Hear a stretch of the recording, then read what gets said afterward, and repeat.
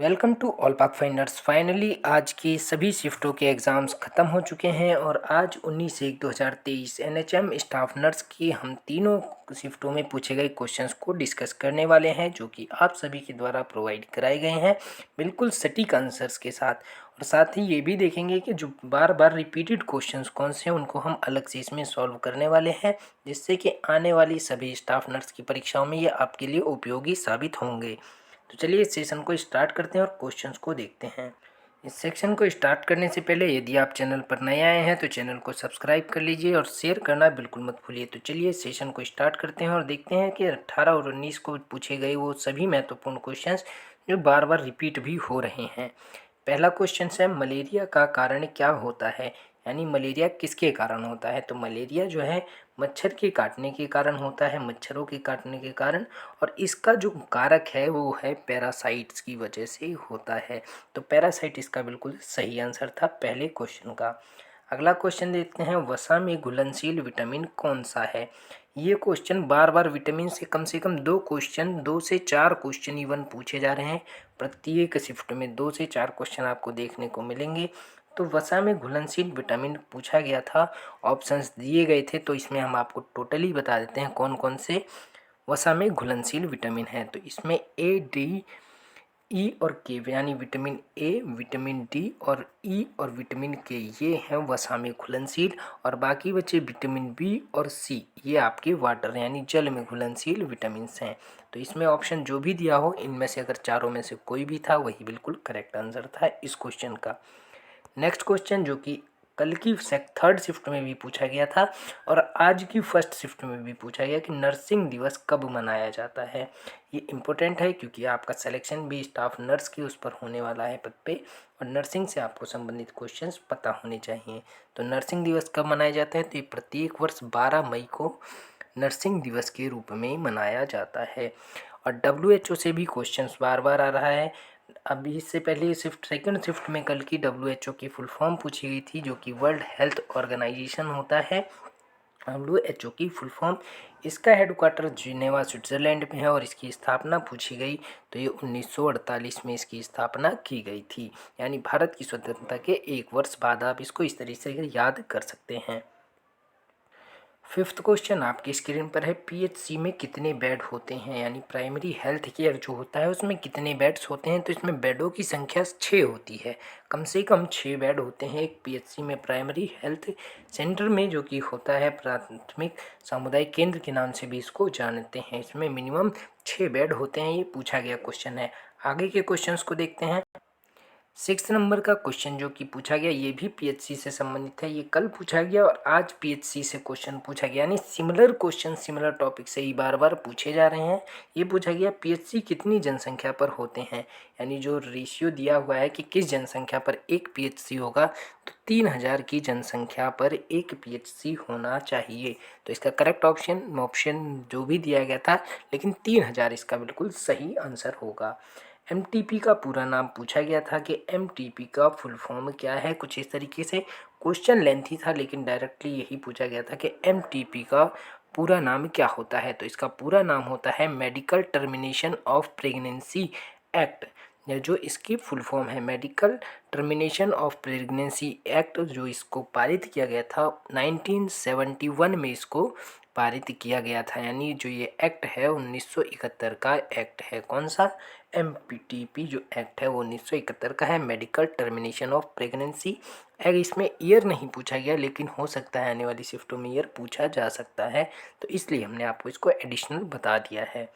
अगला क्वेश्चन देख लेते हैं। 8 नंबर का क्वेश्चन है, निषेचन के लिए शुक्राणु का जीवन काल होता है, यानी जो शुक्राणु का जीवन काल पूछा गया था कि कितना होता है, तो ये 48 घंटे का, यानी 48 आवर्स इसकी लाइफ साइकिल होती है शुक्राणु की।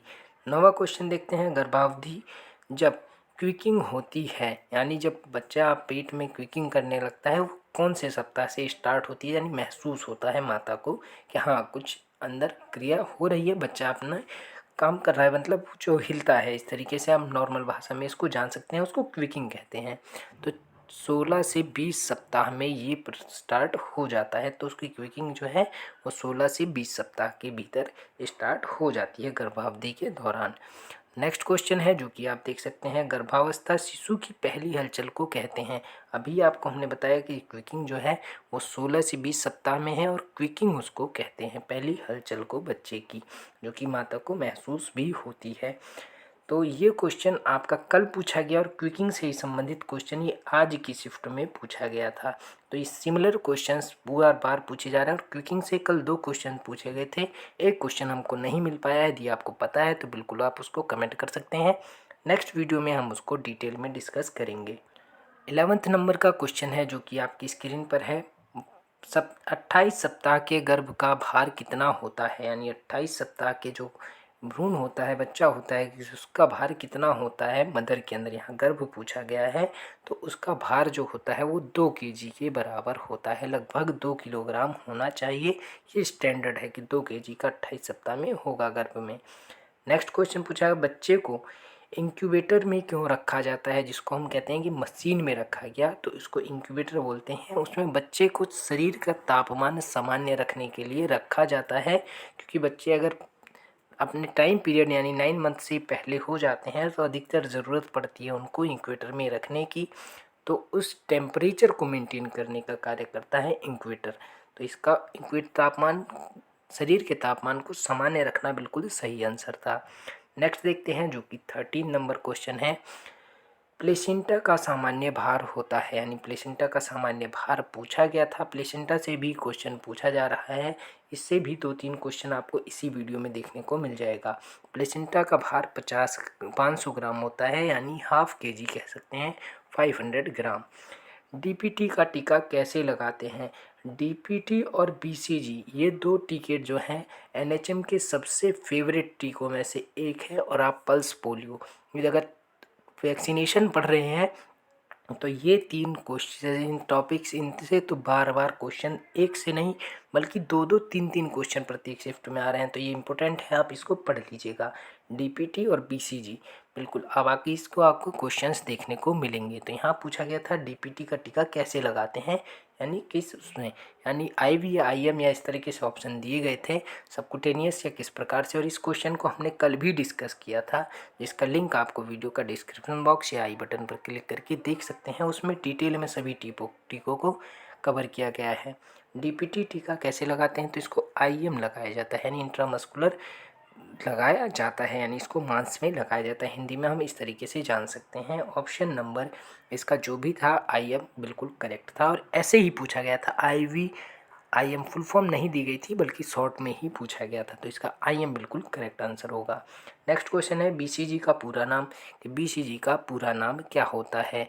बैसिलस क्लेमेट गुरलिन जो है इसका फुल फॉर्म होता है, जो कि आप यहाँ पर देख सकते हैं। और बीसीजी को हमने लास्ट वीडियो में कवर किया हुआ है। कौन सा हार्मोन दूध निकलने के लिए उत्तरदायी होता है, यानी ये दूध निकलने के लिए माता में जो दूध का उत्पन्न होता है वो कौन से हार्मोन के कारण होता है, ये पूछा गया। तो इसके पीछे जो हार्मोन होता है वो ऑक्सीटोसिन हार्मोन पीछे इसके कार्य करता है। और दूध के निकालने के लिए दूध का जो स्राव होता है वो ऑक्सीटोसिन की वजह से होता है। 17 नंबर क्वेश्चन देखते हैं, यौवनारंभ की आयु, यानी जो यौवनारंभ है वो कब से स्टार्ट होता है बच्चों में, कि मतलब जब अगर नॉर्मल भाषा में कहें कि जवान जब स्टार्ट होता है वो कब से होना स्टार्ट होता है एक बच्चा, तो 12 से 14 वर्ष की जो आयु है वो यौवनारंभ होने की अवस्था होती है, 12 से 14 वर्ष। तो इसका करेक्ट ऑप्शन यही रहा होगा, 12 से 14 वर्ष के बच्चों में यौवनारंभ हो जाता है। नेक्स्ट क्वेश्चन है, मलेरिया कारक का जीवाणु। मलेरिया कारक का जीवाणु देख सकते हैं आप, मलेरिया से क्वेश्चन पूछा जा रहा है, बार बार क्वेश्चन आ रहा है। मलेरिया, डेंगू और टाइफाइड ये 3 बीमारियां हैं जिनसे क्वेश्चन आपको जरूर देखने को मिलेगा। डेंगू और मलेरिया दोनों मच्छरों के काटने से होता है, हमने उसको कल पूरे डिस्कस किया है कि किस मच्छर के काटने से होता है, उस मच्छर का क्या नाम है, तो आप उसको प्रीवियस वीडियो में देख सकते हैं। और कवक कारक का जीवाणु यानी बैक्टीरिया पूछा है, तो इसका प्लाज्मोडियम बैक्टीरिया होता है मलेरिया के लिए। उत्तरदायी जो बैक्टीरिया है वो प्लाज्मोडियम बैक्टीरिया है। 19 नंबर का क्वेश्चन है, महिला का स्थायी नसबंदी को क्या कहते हैं? महिला की अगर स्थायी नसबंदी है उसको क्या कहा जाता है? इसको हम ऊपर कर लेते हैं थोड़ा सा। तो इसको महिला की स्थायी नसबंदी को ट्यूबिकॉटमी कहा जाता है। तो ऑप्शन इसका बिल्कुल करेक्ट रहा है, ट्यूबिकॉटमी इसका बिल्कुल करेक्ट आंसर है। और ये भी पूछा गया और पुरुषों की नसबंदी भी पूछी गई थी। अलग अलग शिफ्ट में दोनों ही क्वेश्चन पूछे गए हैं कि पुरुष की स्थायी नसबंदी और महिला की स्थायी नसबंदी को क्या कहते हैं। तो महिला को ट्यूबिकॉटमी बोलते हैं और पुरुषों में नसबंदी को वैक्सीकॉटमी बोला जाता है। तो ऑप्शन इसके आपके दोनों ये रहे, ये महिला नसबंदी और ये पुरुष नसबंदी। इसके बीच बीमारी के बारे में पूछा गया कि ये कुछ क्वेश्चन बड़ा था, लेकिन इसका जो करेक्ट आंसर था जो कि हमें पता चला है कि वो त्वचा की बीमारी है। इसके बीच के बारे में पूछा गया, इसके बीच बीमारी है, तो ये त्वचा की बीमारी है। नेक्स्ट क्वेश्चन 22 नंबर, किस वैक्सीन का केवल सिंगल डोज प्रभावी है। हमने आपको पहले ही बताया बीसीजी बार बार पूछा जा रहा है, तो बीसीजी का टीका मात्र एक बार लगाया जाता है और यही सफिशियंट होता है। तो इसका ऑप्शन बीसीजी बिल्कुल करेक्ट रहा है। वहाँ पर और टीके दिए गए थे, जैसे पोलियो का है और अलग अलग रोटा वायरस इन सब के, तो उसमें करेक्ट ऑप्शन था बीसीजी। इस तरीके से ऑप्शंस दिए गए थे जो कि हमारे पास कमेंट आया है। नेक्स्ट देखते हैं, जल में घुलनशील विटामिन, यानी जल में घुलनशील विटामिन कौन से हैं। अभी आपको ऊपर डिटेल में बताया था कि बी और सी, यानी आप इसको ऐसे याद कर सकते हैं, डब्ल्यू फॉर वाटर होता है और बी सी यानी वाइट ब्लड सेल से भी आप याद रख सकते हैं कि वाटर में घुलनशील बी और सी होते हैं। बाकी जो भी विटामिन है ए, डी, ई और के, ये सभी वसा में घुलनशील विटामिन है और जल में घुलनशील विटामिन बी और सी जल में घुलनशील विटामिन है। नेक्स्ट क्वेश्चन देख लेते हैं, ओआरएस का पूरा नाम क्या है, यानी ओआरएस का पूरा नाम पूछा गया है। तो इसका सही आंसर है ओरल डिहाइड्रेशन साल्ट होता है और कहीं कहीं इसको सॉल्यूशन लिखा आपको मिलेगा, ओरल डिहाइड्रेशन साल्ट, या फिर कहीं कहीं इसको सॉल्यूशन भी लिखा आपको मिल जाएगा। तो ऑप्शन इसका करेक्ट यही रहा है, या तो साल्ट होगा ऑप्शन में या सॉल्यूशन होगा। दोनों ही हमारे पास कमेंट आए थे तो हमने दोनों मेंशन कर दिए हैं। अगर आपको बिल्कुल सही ऑप्शन पता है तो बिल्कुल आप आंसर कर सकते हैं कि क्या दिया गया था। अगला क्वेश्चन देखते हैं, विटामिन सी 25 नंबर का क्वेश्चन है, विटामिन B1 का इस रासायनिक नाम, यानी रासायनिक नाम से भी क्वेश्चन आ रहा है। अभी आपको हमने पहले भी बताया कि विटामिन से क्वेश्चन जरूर आ रहे हैं। ये अलग अलग शिफ्ट के हैं जो कि हमने एक ही में कंबाइन कर दिए हैं। विटामिन B1 का रासायनिक नाम थायमीन होता है, तो थायमीन इसका करेक्ट था। और विटामिन सी का रासायनिक नाम भी पूछा गया, तो इसका रासायनिक नाम एस्कॉर्बिक एसिड होता है। ये खट्टे फलों या फिर चीज़ों में पाया जाता है विटामिन सी, जो कि स्कॉर्बिक एसिड होता है। इम्यून सिस्टम के लिए बहुत अच्छा विटामिन माना जाता है। नेक्स्ट देख लेते हैं, जो कि 27 नंबर का क्वेश्चन है, यहाँ पर है, अगर आपको ये वीडियो पसंद आ रही है तो लाइक करना बिल्कुल मत भूलिए और लाइक बटन को बिल्कुल प्रेस कर दीजिए। आगे के क्वेश्चंस को डिस्कस करते हैं, लास्ट में हम उनको भी देखेंगे कि हॉस्पिटल का स्ट्रक्चर क्या है, उनसे भी क्वेश्चंस आ रहे हैं। तो 27 नंबर का क्वेश्चन देख ले, प्लेगरा रोग किसकी कमी से होता है। तो ये नाइसिन की कमी से प्लेगरा रोग हो जाता है। प्लेगरा नाइसिन की कमी से होने वाला रोग है। और 28 नंबर देखते हैं, विटामिन B7 का रासायनिक नाम। अभी आपको बताया कि रासायनिक नाम जरूर पूछा जा रहा है हर शिफ्ट में, तो आप बिल्कुल याद कर सकते हैं उनको, विटामिन को, उनसे आपको जरूर क्वेश्चन देखने को मिलेगा। विटामिन B7 का रासायनिक नाम होता है बायोटीन, तो इसका करेक्ट आंसर था बायोटीन। नेक्स्ट देख लेते हैं, CHC में कितने बेड होते हैं, यानी कम्युनिटी हेल्थ सेंटर। PHC से भी क्वेश्चन पूछा जा रहा है, CHC से भी पूछा जा रहा है और डिस्ट्रिक्ट हॉस्पिटल से भी क्वेश्चंस आ रहे हैं, क्योंकि इन्हीं में आपको वर्क भी करना है। तो CHC में कितने बेड होते हैं, इसमें 30 बेड होते हैं और PHC में 6 बेड होते हैं। देख सकते हैं आप, दोनों से ही क्वेश्चन पूछे जा चुके हैं बेडों से लेकर के। अब आपसे लगभग जिला अस्पताल की ही बारी है, तो इनको हम अभी डिस्कस कर लेंगे वीडियो के लास्ट में। ख़त्म होने से पहले पूरा डिटेल हॉस्पिटल का स्ट्रक्चर क्या होता है, ऑथेंटिक। नेक्स्ट देखते हैं, DTP का पूरा नाम क्या होता है। DTP जो कि टीका लगाया जाता है, इसकी फुल फॉर्म पूछी गई थी। डिप्थीरिया पिटेसिस टिटेनिस इसकी फुल फॉर्म होती है, यानी DPT का जो टीका होता है। और डॉट का पूरा नाम पूछा गया था, जो कि TB से रिलेटेड है। इसका फुल फॉर्म होता है directly observe therapy. Directly observe therapy full form होती है डॉट की। DOT की डायरेक्ट ऑब्जर्व थेरेपी जो है डॉट की फुल फॉर्म होती है। HIV का पूरा नाम, कल की वीडियो में आपको डिटेल में बताया गया था कि HIV से तो निश्चित रूप से प्रत्येक शिफ्ट में क्वेश्चन पूछा ही जाना है कि एड्स दिवस कब मनाया जाता है, इससे क्योजिस होने वाली बीमारी, ये HIV से क्या होता है, किस के आपके इम्यून सिस्टम को प्रभावित करता है या बॉडी के किस पार्ट को प्रभावित करता है। तो इससे निश्चित है आपको एक क्वेश्चन तो ज़रूर मिलेगा हर शिफ्ट में। इससे पूछा गया, फुल फॉर्म पूछी गई तो होती है ह्यूमन इम्यूनोडिफिशियंसी वायरस HIV की फुल फॉर्म होती है। तो अब चलिए हम एक्स्ट्रा क्वेश्चंस को देख लेते हैं जो कि आपके लिए इम्पोर्टेंट हैं। अगर इनके अलावा भी आपको कोई भी क्वेश्चंस याद है तो बिल्कुल आप उसको कमेंट बॉक्स में कमेंट करना बिल्कुल मत भूलिए, हम उसको नेक्स्ट वीडियो में बिल्कुल कवर करेंगे। तो चलिए एक्स्ट्रा क्वेश्चंस को देख लेते हैं जो कि आप कल की शिफ्ट में भी पूछे गए और आपके लिए बहुत ही इम्पोर्टेंट हैं। आप यहाँ देख सकते हैं area and space norm of hospitals से भी क्वेश्चन आ रहा है कि एरिया कितना होना चाहिए एक हॉस्पिटल के लिए और क्या शर्तें हैं। अगर लैंड एरिया की बात करें तो देख सकते हैं आप minimum land area requirement as follow, यानी कि इस प्रकार से एरिया का रिक्वायरमेंट होता है। अगर 100 बेड्स तक का हॉस्पिटल है तो उसके लिए 0.25 से 0.5 हेक्टेयर तक ज़मीन होनी अनिवार्य है। ये क्वेश्चन पूछा गया था पैरामेडिकल में भी, यानी कि आपके स्टाफ नर्स उस ANM की पोस्ट के लिए भी जो हुआ था आपका पेपर, उसमें भी पूछा गया। फार्मासिस्ट में भी इससे क्वेश्चंस जरूर पूछे गए और आपके स्टाफ नर्स में भी एक क्वेश्चन आपको एरिया से हॉस्पिटल से ज़रूर आ रहा है। तो ये 4 ही डाटा हैं, इनको आपको याद करना है। 101 से 200 तक बेडों में 0.5 से 1 हेक्टेयर और 500 या उससे अधिक जो बेड के हॉस्पिटल हैं उसमें 6.5 हेक्टेयर ज़मीन की आवश्यकता होती है भूमि की, जिसका डिस्ट्रीब्यूशन कुछ इस प्रकार से है। 4.5 हेक्टेयर में आपकी हॉस्पिटल बिल्डिंग होगी और 2 हेक्टेयर में रेजिडेंशियल होगा, यानी डॉक्टर्स और उनके स्टाफ्स के रहने के लिए। तो ये कुछ इस प्रकार का डाटा है, छोटा सा है और ऑथेंटिक डाटा है। आपको ये स्वास्थ्य मंत्रालय की साइट पर बिल्कुल मिल जाएगा, आप इसके आधार पर क्वेश्चंस को टिक कर सकते हैं। और आप जल्दी से इसका भी स्क्रीनशॉट ले लीजिए क्योंकि मैन पावर से भी क्वेश्चन पूछा जाता है कि कितने बेड में कितने डॉक्टर्स की आवश्यकता होती है। यहाँ से आप देख सकते हैं किस टाइप के डॉक्टरों की कि किस विशेषज्ञ की कितनी आवश्यकता होती है, किस प्रकार के बेड में। यहाँ आप देख सकते हैं 100 बेड्स दिया गया है, 200, 300, 400 और 500 और उससे अबव में भी कि किस प्रकार से डॉक्टर्स की आवश्यकता होती है। आप चलिए देखते हैं पैरामेडिकल स्टाफ्स के क्या चार्ट। अब आप इसका भी एक स्क्रीनशॉट ले सकते हैं। इसमें आप देख सकते हैं hospital man power nurses and paramedicals के लिए, जो कि आपके लिए बहुत ही इंपॉर्टेंट है। जो यहाँ पर आप देख सकते हैं कि किस प्रकार से चाहिए होता है। सबसे पहले स्टाफ नर्स की आवश्यकता होती है कि स्टाफ नर्स सबसे ज़्यादा होती हैं एक हॉस्पिटल में। 100 बेड में 45, 200 में 90, 300 में 135, 400 में 180 और 500 में 225, यानी आप इसको इस प्रकार से कर सकते हैं। 45 प्लस कर सकते हैं, 45 अगर प्लस करते हैं तो यही डाटा मिलेगा, आप इजीली याद कर सकते हैं। और बाकी पैरामेडिकल स्टाफ्स कुछ इस प्रकार से होते हैं।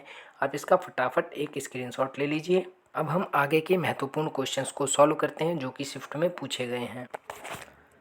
ये 18 तारीख को फर्स्ट शिफ्ट में पूछा गया क्वेश्चन है, एक शिशु में अस्थायी दांतों का उगना कब शुरू होता है। यानी एक शिशु में अस्थायी दांत जो हैं 6 से 8 महीने पर उगने स्टार्ट हो जाते हैं, इनको दूध के दांत भी कहा जाता है। आप अगला क्वेश्चन देख सकते हैं, ये भी पूछा गया क्वेश्चन है, अस्पताल में संक्रित में सुई ब्लेड आदि को किस रंग के डिब्बे में डालना चाहिए। तो इसको फेंकने के लिए नीले रंग के डिब्बे का इस्तेमाल किया जाता है।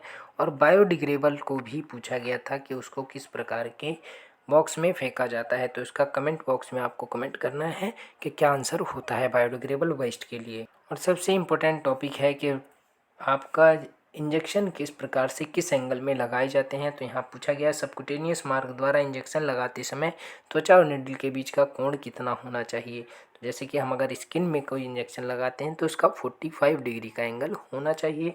तो ऑप्शन सी बिल्कुल करेक्ट होगा। अगला क्वेश्चन देख लेते हैं, इंट्रामस्कुलर इंजेक्शन कितने कोण पर लगाया जाता है। यानी कि IM इंजेक्शन जो है उसको कितने एंगल्स पर लगाते हैं।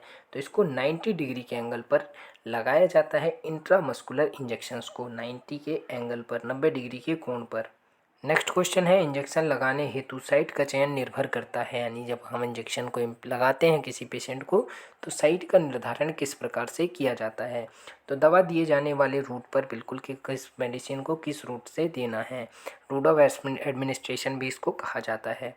नेक्स्ट है, दी जाने वाली दवाओं की मात्रा पर बिल्कुल कि कितने ml में या कितना देना है, उसकी डोज पर भी ये डिपेंड करता है। दी जाने वाली दवा के कैरेक्टरिस्टिक पर कि वो किस प्रकार की दवा है और किस में यूज़ आती है।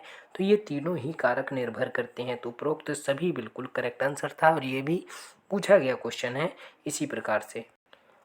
नेक्स्ट क्वेश्चन देखते हैं जो कि सेशन का लास्ट क्वेश्चन है। इंजेक्शन देने से पूर्व नर्स को समर्थ होना चाहिए, यानी नर्स को क्या क्या पता होने चाहिए इंजेक्शन लगाने से पहले। उपयुक्त इक्विपमेंट का चयन करने में बिल्कुल ही पता होना चाहिए कि किस इक्विपमेंट से क्या यूज़ होता है। सही साइट का चयन करने में बिल्कुल होना चाहिए कि कहाँ इंजेक्शन लगाना है।